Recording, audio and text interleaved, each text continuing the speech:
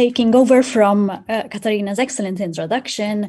As she was saying, my name is Stephanie Borg-Psaila. I am the Director for Digital Policy at Diplo, and it is my pleasure to moderate this one of two roundtables that are taking place in parallel to each other. So here in the room, you're in roundtable 1, which is tackling the topic of digital foreign policy on the ground. And it is my pleasure to introduce again the speakers that we have here in this roundtable. We have Ambassador Mohamed Edres, who's the permanent representative of Egypt to the UN in New York. So that means good morning to you, Ambassador Edres. Mr. Chris Painter, who is the president of the Global Forum for Cyber Expertise Foundation and the former coordinator for cyber issues at the US Department of State. Hi, Chris, happy to have you with us also. We have Ambassador Tadej Rupel, National Coordinator for External Aspects of Digitalization within the Ministry of Foreign Affairs of Slovenia. And we have Ambassador Thomas Schneider, Director of International Affairs at the Swiss Federal Office of Communication. That's the Swiss Ofcom. So welcome to all of you. And I'll immediately start with asking, Chris, I see you there on the spotlight, so I'll address you with the first question. And the question is this. It's not an overstatement to say that you were one of the first diplomats. Can you perhaps reflect on your role at the State Department and what changes have you seen over these years in the field of cyber diplomacy from your experience? Floor is yours. Certainly, and thanks. Good to be with you all today. Yes, this is a good time to ask this question because just earlier this week, my old office, which was really the first dedicated office in the Foreign Ministry to this basket of cyber issues, celebrated its 10th anniversary. So it's a good time to look back. And when the office was created, you know, it wasn't that no issues of foreign policy and cyber were being addressed or tech policy. They were being addressed, but in a sort of a disparate manner. You know, different people in different ministries were doing it. It wasn't getting really high level attention. It certainly wasn't a major diplomatic priority anywhere in the world. You know, there were people who were working on these issues. I remember in 2003 working with the OAS to do its cyber strategy. Certainly we talked about WSIS and some of the other events and even IGF. You know, so there had been some focus on this, but not at this higher foreign policy level. And I think that's significant because, you know, when you think about this issue, well, first I'd say, you know, we were the first one back 10 years ago. There are now about 40 offices like this around the world. Which I think is very significant because it shows that this is an important diplomatic issue, not just a technical issue. Often people think about cyber or digital issues and they say, oh, that's a technical issue. That's for the technical people. That's for the regulators. That's not for foreign policy people. That's not for policy people at all.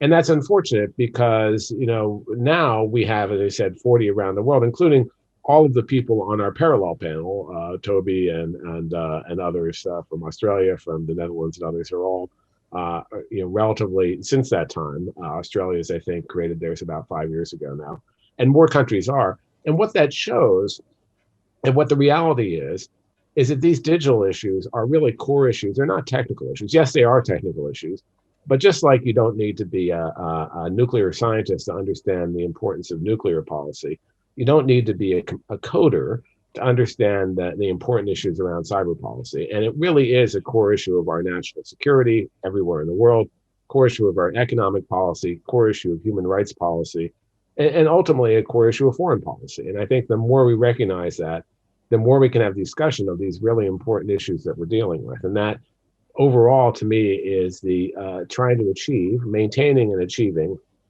an open, interoperable, secure, and reliable communications infrastructure around the world, this digital infrastructure. And with dealing with both new opportunities that we're being faced with, like AI and quantum computing, but also cybersecurity, but also dealing with the threats. And the threats are, as many people mentioned in the opening, are rising. And they're unfortunately rising even as we become more dependent on these technologies, and especially in the age of COVID. So So what I've seen as the evolution since that time is it has become much more mature. I'd say we still haven't mainstreamed this issue to be a core issue around the world at their political level that we need to. I mean, it's gotten better to be sure, but this really needs to be a political priority for every country, this basket of issues. And we need to bring together these communities of the economic communities and the security communities together to have a more cohesive approach to this.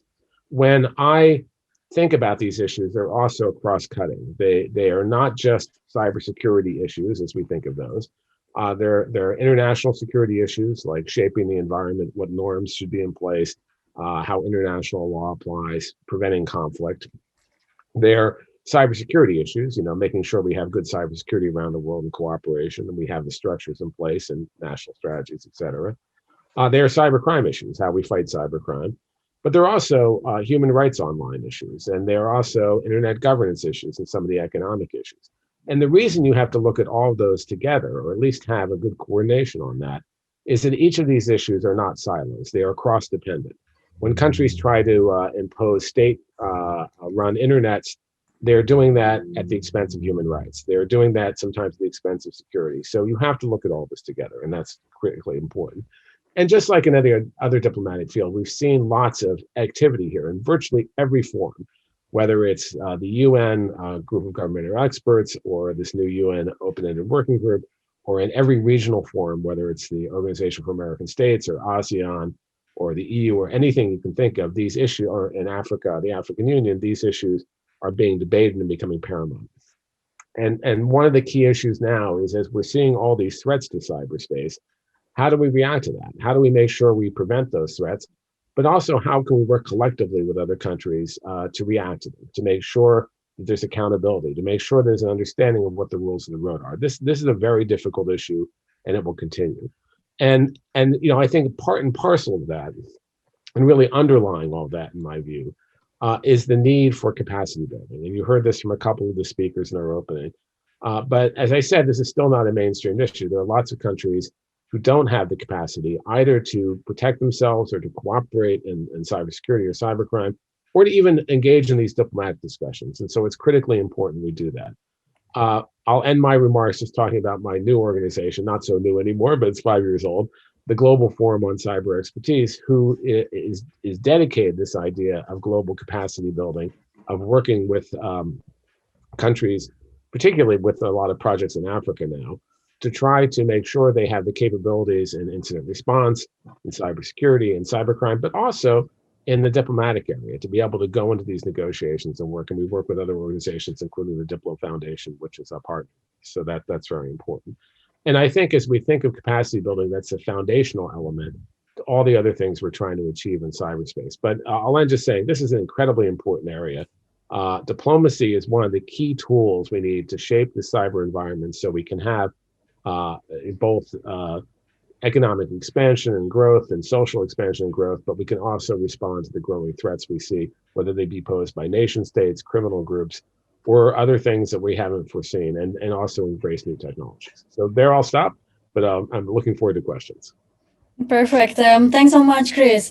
I particularly like your comment about the cross-cutting nature of the digital issues and the need for cooperation. And I think that points to one of the major challenges in diplomatic practice, which is the coordination among different departments, different ministries, and the whole of government approach that is very much needed. And I think this is actually one of the discussions that will take place after the roundtable. So whoever is interested in that will hear more about that specific issue. Next, I'll give the floor next to Ambassador Rupel from Slovenia. And my question to you is the following. How does Slovenia, being a small country, how is it approaching digital foreign policy? And what are the particular challenges, but also lessons learned for other small countries? And this is particularly close to my heart because I'm from Malta. So I'm curious to hear about that. Over to you. Dear Stephanie, thank you so much to you and DiploFoundation for your kind invitation in this roundtable discussion with distinguished speakers. Yes, speaking about digital foreign policy, we can, of course, we cannot understand foreign policy if you do not understand the technological development and where it is going. So consequently, I think the most modern diplomacy, older and bigger than Slovenian one, of course, as well, always evolved and responded to the changes in both technological and political environment.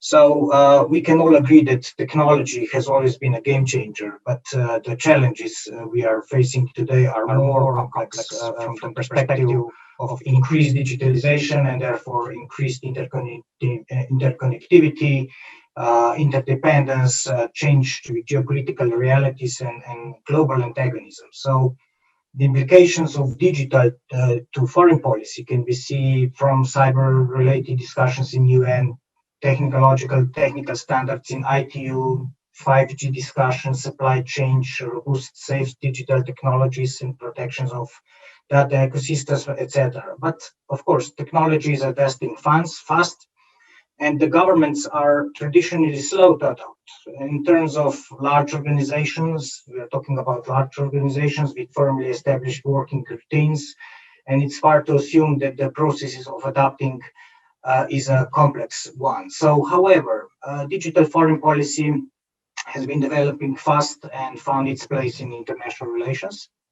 It has embraced new dialogues and forums, new methods, and has abandoned some. That's also important to mention. So, to take the advantage of digital foreign policy, you need to have a plausible national digital strategy with a vision, with strategic priorities, and a plan of global conduct. As you can imagine, Slovenia, as you mentioned, is a small state, but nevertheless, digitalization of our society and economy remains one of our key priorities. Our GDP consists out of 70% of services. We rely 75% of GDP on export, actually on foreign markets. So it's very important for us to maintain competitiveness in global markets, and of course, digitalization is the way to go. So we are currently finalizing strategic document, the Digital Slovenia 2027, so for the next 6 years, addressing global gigabyte infrastructure, data economy, artificial intelligence, cybersecurity, and digital administration. Also e-inclusion, which is very important for older generation in society. And of course, we are also in part of the digital strategy, we have a national program on artificial intelligence, which is now set for approval and had a whole chapter of foreign policy aspect in the process of the program implementation. So we are actually exporting our internal or national policies on those agendas. That's why, as you mentioned, the government established the position of the national coordinator for external aspects of digitalization, artificial intelligence, cybersecurity. I'm located at the Ministry of Foreign Affairs, but the main goal is to integrate the foreign policy dimension and include geopolitical orientation and coordinate all the line ministries dealing with all those topics and for achieving strategy goals and be active in international area. As you know, we are also preparing for the presidency of the European Union in the second half of this year, and digitalization, including artificial intelligence and strengthening of cyber resilience and responding to cyber attacks and crises will be one of our priorities in the presidency during our presidency to the European Union. So in digital, Slovenia has an active role, and that's, as a small nation state, you have a seat in any of the formats you belong to, international organizations. But we have joined many groups, initiatives, namely digital, cyber, artificial intelligence in the funding stage. So and try to be as active as possible. We also act regionally, especially in the Western Balkans and in Southeastern Europe, due to our security and economic interests. So we aim, of course, to use digital foreign policy to portray Slovenia abroad from a wide variety of angles, from straightforward foreign policy topics to international organizations to promote promotion of culture, policies to achieve UN Sustainable Development Goals, enhancing and contributing to strengthening cybersecurity, promotion of AI, name it in UNESCO. We hold also one Artificial Research Center under auspices of UNESCO in Slovenia, Nijmegen Castle of Europe, where we are working on standards and norms on human rights in terms of the use of artificial intelligence, being member of GPA, Global Partnership of Artificial Intelligence, and being active in OECD. You mentioned what are challenges for small states. At first, of course, lack of human resource capacity. Constant training is also very important, and I think that we cannot have a sufficient investments in such structures as bigger economies. But nevertheless, we are trying to move on in all these areas and try to be innovative in either AI, artificial intelligence, where we have 40 years of experience in R&D, or as well as on the cybersecurity, where we give some strong impetus to the friends in regional cooperation in this regard. Thank you. Thank you, Ambassador Rupel. It is a very impressive portfolio of activities that Slovenia has undertaken, and I would also mention that Slovenia is about to be the chair of the Council of the EU during the second half of the year. One particular point that you mentioned is particularly interesting, not only for the small states, but for everyone. And that's the fact that technology evolves very fast, but then the governments, all the branches there, are a bit slower to catch up, to adapt, to react to all the technological advancements.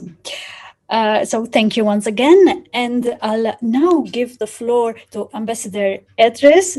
And my question for you, Ambassador, is what digital topics are of particular relevance in your work as Ambassador to the UN in New York this time?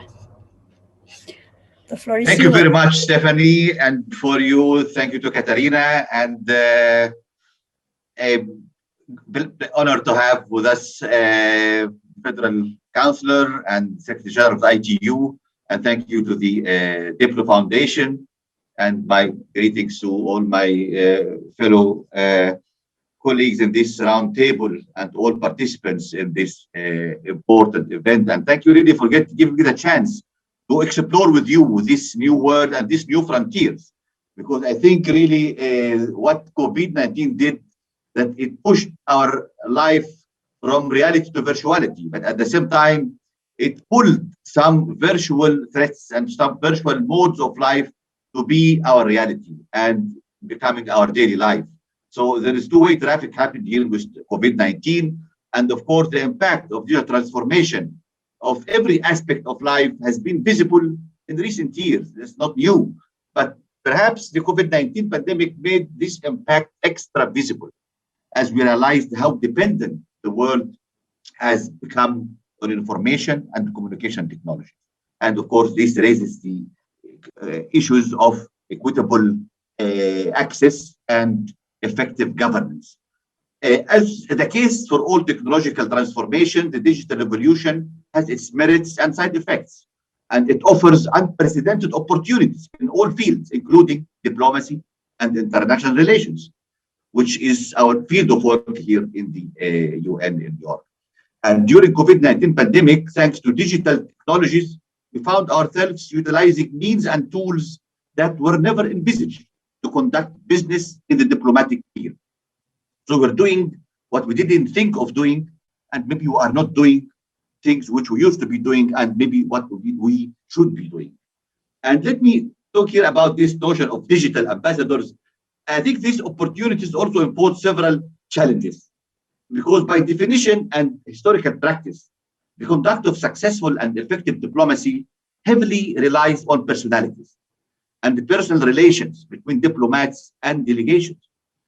Nothing can substitute face-to-face interactions, and it's almost impossible to have the same dynamics and create the same opportunities and outcomes for constructive solutions while sitting behind our screens. And too much reliance on digital diplomacy offer opportunities, but it comes at the expense of real diplomacy.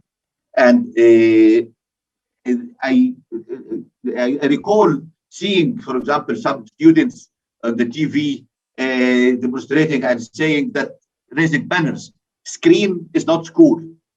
And I can say also that diplomacy is not Zoom. So we have to, there is differentiation here. And if we say that diplomacy has main pillars of conduct, this is what we do in our daily life: representation, negotiation, and information. So we are now seeing people presenting their colleagues presenting their credentials to the Secretary General through the virtual mode instead of doing it in person. We have seen negotiations conducted in virtual modes, informals and informals, and lots of negotiations are happening through the digital mode. And of course, about the information aspect, it has been always dependent and relying on the virtual modes and digital technology. But the digital divide between developed and developing countries became extremely obvious in this field. And especially in my continent, Africa, this is a big challenge, because the challenge and tools for digital diplomacy put developing countries at a disadvantageous and this situation that undermines to a great extent their capability to equally participate in the ongoing important processes, in addition to the massive capacity building needs, reviving the discussions on the equitable governance of the internet and developing inclusive and equitable digital world. This is necessary indeed.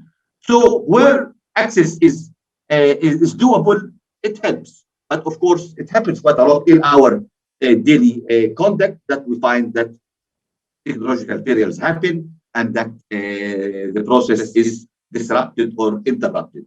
And of course, also this highlighted the importance of building resilience.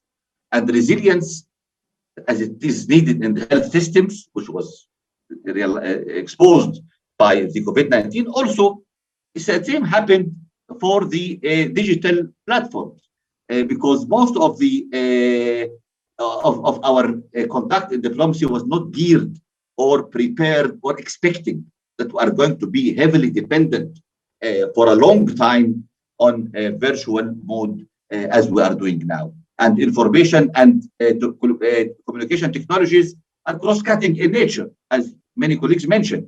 And their multidimensional aspects include security, economic, technical, and human rights issues. Therefore, several bodies and specialized agencies of the United Nations have been trying to address these aspects for the past 2 decades.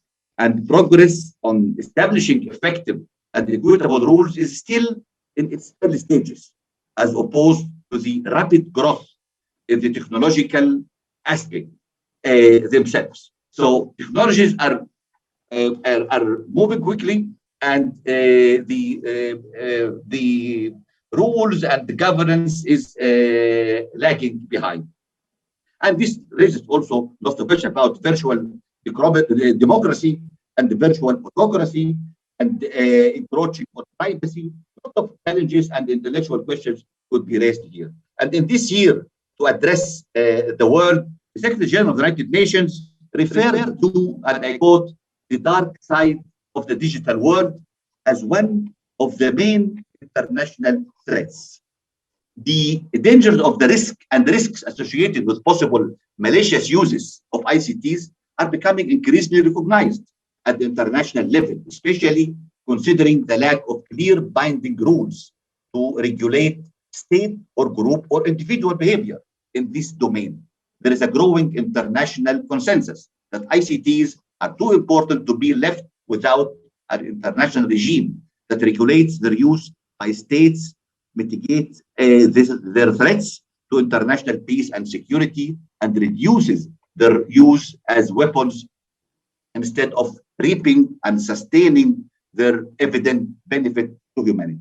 And since the year 2004, the UN has established 6 groups of governmental experts and 2 open-ended working groups to address the international security aspect of ICTs and the possible rules to regulate responsible state behavior.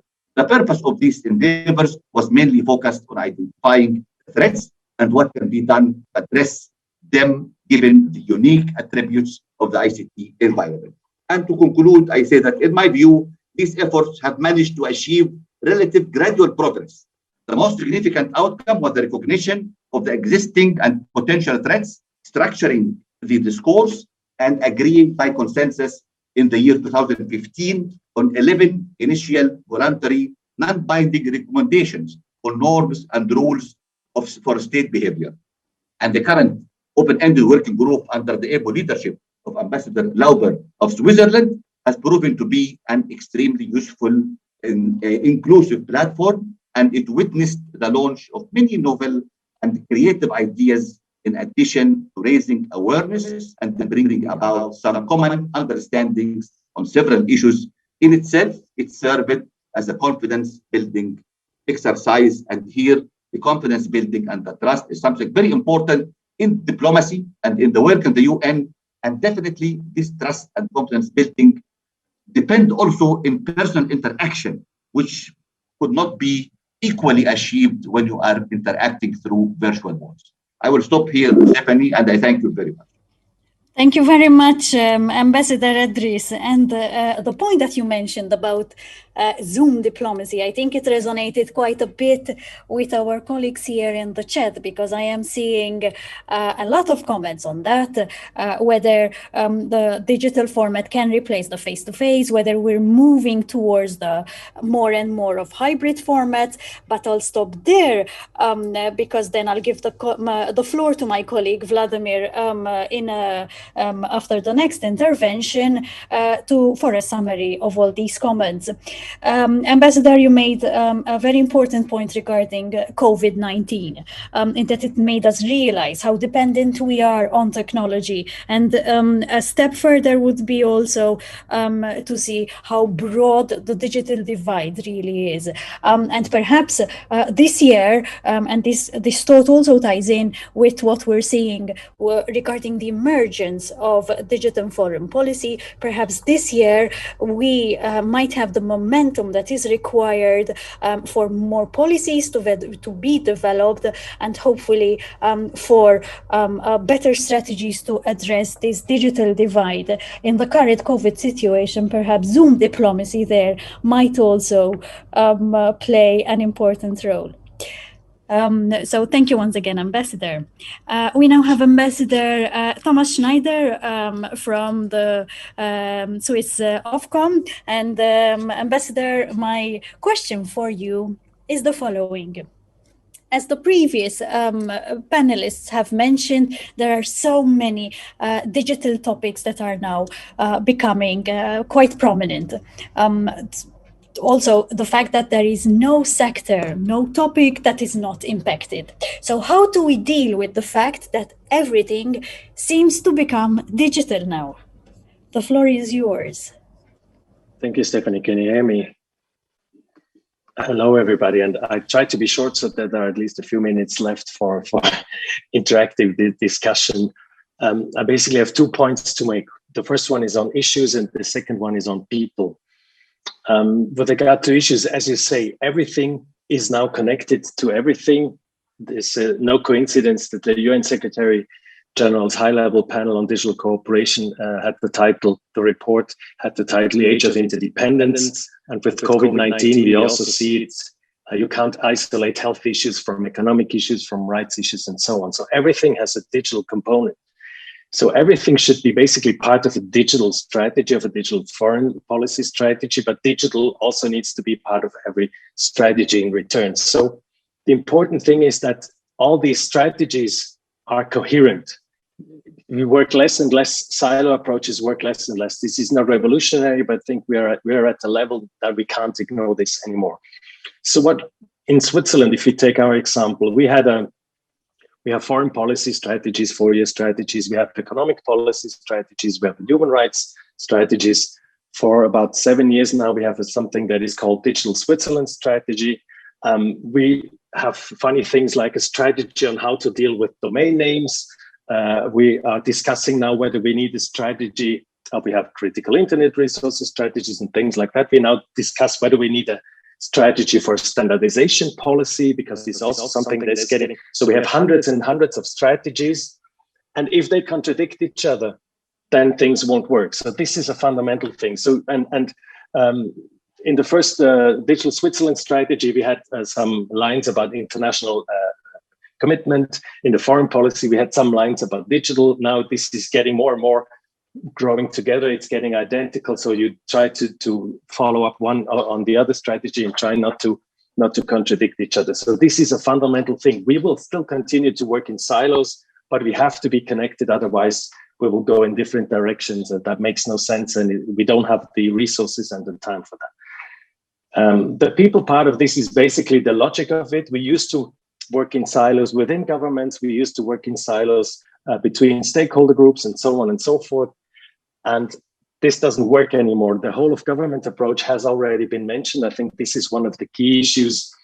It's easily said, it's a little less easy to be implemented. Those who work in government entities and work with other government entities probably know what I'm talking about. So we don't just need strategies, we need to have a change in culture of how we cooperate within governments, but not just within governments.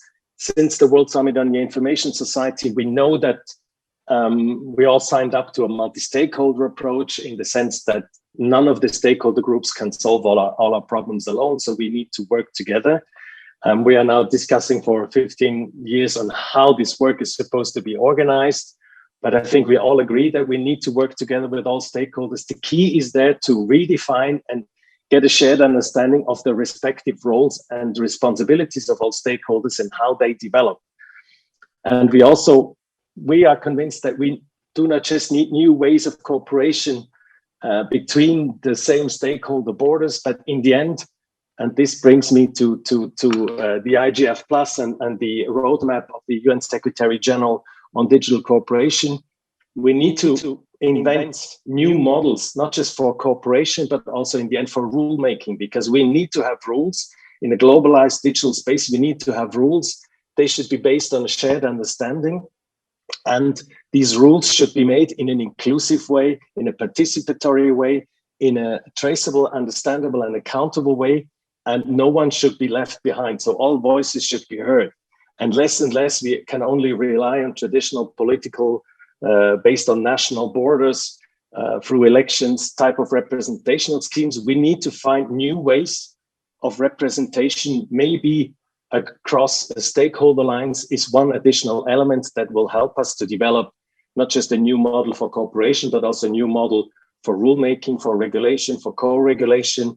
And in this sense, what we are discussing about digital foreign policy on national level, in the end goes about global digital policy with all of us together. And for us, the roadmap of the UN Secretary General is something like a kind of a digital policy strategy of the UN, or if you try to be inclusive of all stakeholders of the whole worldwide community. And so this is why we put so much effort in trying to get to a shared vision with all of us on how to develop the existing first element of multi-stakeholder dialogue like the IGF into something, or complemented with elements that help us to set rules in an inclusive and participatory way so that no one is left behind. So on the issues and on the people, we need to work together more constructively. We need to be aware that we're sitting all in the same boat and that we have only one planet that we have to share. We may copy data, but we can't yet copy our planet. So we need to learn to find new ways for a better future. Thank you. Thank you, Ambassador Schneider, for that very inspiring intervention. And I think if I had to summarize in a few words what you just said, I think the highlight is the cooperation. And it is in this spirit that the Secretary General's roadmap for digital cooperation was developed and is being discussed regarding its implementation.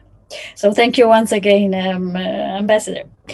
I now invite my colleague Vladimir. Vladimir is moderating the chat with our participants, and I'm now seeing the count, the number of participants in the room. We have almost 100 participants. So Vlada, the floor is yours to very quickly summarize what has been discussed, and maybe we can let's see what time is left. I'll just give you the floor. Thank you, Steph, for the great discussion. Well, one of the challenges with this digital, which was also discussed in the chat, is what I'm facing. It's really hard to follow in parallel discussion over there in the chat. It is both a merit and a course, so it's sometimes hard. But let me try to summarize. One block of discussions was related to digital as a tool in diplomatic practice, starting with what Ambassador Redres commented on developing countries which are maybe less present in digital. There was a lot of discussions about the merits of digital diplomacy for developing countries, and then what are the limitations, and also the merits for multi-stakeholder processes, where actually the other stakeholders might find it more affordable to join online instead of joining in situ. A general conclusion is that a hybrid format will probably be something that we need, and will be something that is realistic to see. It was also a good one of the questions was whether we should see more of the investments in ICT tools in diplomacy in developing countries, but not only, rather than only investments in traditional forms of diplomacy to boost the capabilities of countries. There was a mention by Anthony on the ambassadorial hologram, and well, I'm adding to that an issue of deep fake and faking the ambassadorial holograms. When it comes to topics, it was a quick question to everyone, what are the main topics on the agenda of foreign policy? And we got different responses. Some of them were about security, cybersecurity, like what Suhila mentioned. Christian also mentioned the discussions or the need to discuss the international humanitarian law, where she basically said that it's pretty clear that the international law applies to cyberspace. We see ongoing discussion on how that actually works within the UNGG and Open Energy Working Group. Maloud mentioned the digital use, the dual use of digital technologies, including for a crackdown on protests around the world. So that's also something that goes in line. And there was one particular question, which I don't know whether it was addressed to Ambassador Pader-Rupel, but up to you whether you managed to cover it from ATEF, who was basically asking how do you see the importance of the digitalization of trademarks for world countries in the future in terms of intellectual property rights, world products, and so on. Back to you, Stephanie. Thank you, Vlada, for the interesting roundup. I'm seeing that the time is 3:15 CET. It's just 1 minute left. Vlada, what do you think? Do we have time for a final round of comments from our speakers? You know how it goes, the tweet format from everyone. Exactly. All right, perfect. So, dear ambassador, dear colleagues, may I invite you for very quick tweet-like takeaways, and even if it is a reaction to any of the topics that have been raised by our participants. Chris, can I start with you? Yeah, so just a reaction to some of the comments. In terms of the subject matter, as I said, these are all interdependent. You know, when you talk about human rights online, when you talk about cybersecurity, when you talk about stability, they're all interdependent. So you have to think about all of them when you're thinking about cyber diplomacy. You may negotiate them in different venues, and that's fine. And you may have different people in your government who are dealing with this, but you need this whole of government approach. And the last thing I'll say, it's just critically important for us to mainstream this as a core issue for all of us on the political level. And that means capacity building, but it also means getting political buy-in, because these issues are too important to be dealt with at a lower level. Perfect. Thank you, Chris. So whole of government approach is the main takeaway for you. Ambassador Rupel. Yes, thank you. So I think that the most important, as we see it, is that the governments must have a multiple way vision on the field of digitalization, looking inwards on what you can do nationally in this regard, but at the same time already fine-tuning the outreach, both through bilateral discussion, multilateral fora, and last but not least, international cooperation and capacity building. Perfect. Thank you for that. I really like the way that you summarize this, the multiple way vision, looking inwards and then fine-tuning the approach outwards. Thank you, Ambassador. Ambassador Idris. Thank you very much, Stephanie, and thank you for everyone participated in this important event. I can say in brief, I think what we're passing through highlights the interlinkage, interdependence, and interoperability in all aspects of our life, as no one can be healthy if not everyone is healthy due to the COVID. Also, no one can be connected unless everyone is connected, because we cannot connect together in this platform if some of us cannot join. So I think this interlinkage and this interdependence in our world is very important. And I conclude by saying that we have to manage the unavoidable in order to avoid the unmanageable. Thank you very much. Thank you, Ambassador, for that. So the key word, the main takeaway is this interdependence and interconnectedness. Perfect. Thomas, Ambassador Schneider. Yes, thank you. I think my points are similar. In the end, it's about cooperation versus competition. We live most of us live in capitalistic, competitive societies, but in the end, we should try and create win-win situations, not win-lose situations, and definitely not lose-lose situations. And the more of us are convinced that we should go for win-win situations. Also, again, that brings me back to sustainable development. Digital could be one key driver for sustainable development if we use it rightly. So, but for this, we need inclusive, transparent, accountable, multi-stakeholder mechanisms to get us there. Thank you. Perfect, Ambassador Schneider, and we couldn't agree more that digital can in fact be the key to achieving the goal. So that the takeaway from your very brief intervention is cooperation versus competition, and that really strikes a good note. I'm seeing, probably you're seeing also on your screen that we're going to need to close the breakout room and go back to plenary for a summary of the discussions in both roundtables, and then I think we'll have a very short break and back to the plenary. So I thank a big thank you to the speakers who have joined us here, and also a very big thank you to the participants who have contributed time and thoughts via the chat. So see you in the plenary room for in a few minutes time. Thank you.